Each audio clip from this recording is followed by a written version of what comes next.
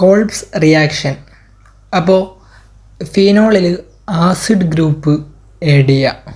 അതായത് ഫീനോളിനെ സാലിസിലിക് ആസിഡാക്കി മാറ്റുന്ന റിയാക്ഷന് പറയുന്ന പേരാണെന്ത്?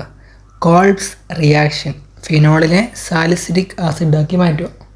ഓക്കെ, അതായത് ഫീനോൾ ഗ്രൂപ്പിൽ COH ഗ്രൂപ്പ് ആഡ് ചെയ്യുന്ന പ്രോസസ്സിന് പറയുന്ന പേരാണ് കോൾബ്സ് റിയാക്ഷൻ.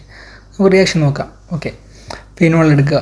ഫീനോൾ എന്ന് പറഞ്ഞാൽ ബെൻസീൻ റിങ്ങിൻ്റെ മുകളിൽ വായിച്ചുള്ളത് ഫീനോൾ അല്ലേ. Phenol react with NaOH. അപ്പോൾ എന്തുണ്ടാവും? സോഡിയം ഫീനോക്സൈഡ് ഉണ്ടാവും. ഓക്കെ, ഈ സോഡിയം ഫീനോക്സൈഡ് CO2 ആയിട്ട് റിയാക്ട് ചെയ്യും. അങ്ങനെ ഒരു പ്രൊഡക്റ്റ് ഫോം ചെയ്യും. മൂന്നാമത്തെ പിക്ചർ നോക്കുക. ബെൻസീൻ റിങ്ങിൻ്റെ മുകളിൽ ONA, അതേപോലെ തന്നെ COH. ഇങ്ങനെ ഒരു പ്രൊഡക്റ്റ് ഉണ്ടാകും.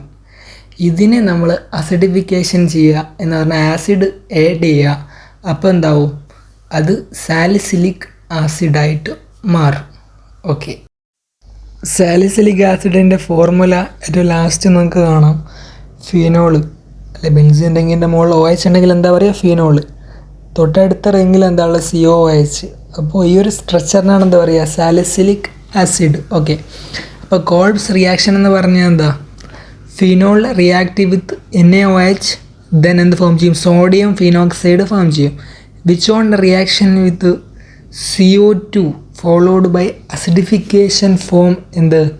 Salicylic acid. അപ്പോൾ ഈ ഒരു റിയാക്ഷൻ്റെ പേരാണ് കോൾബ്സ് റിയാക്ഷൻ.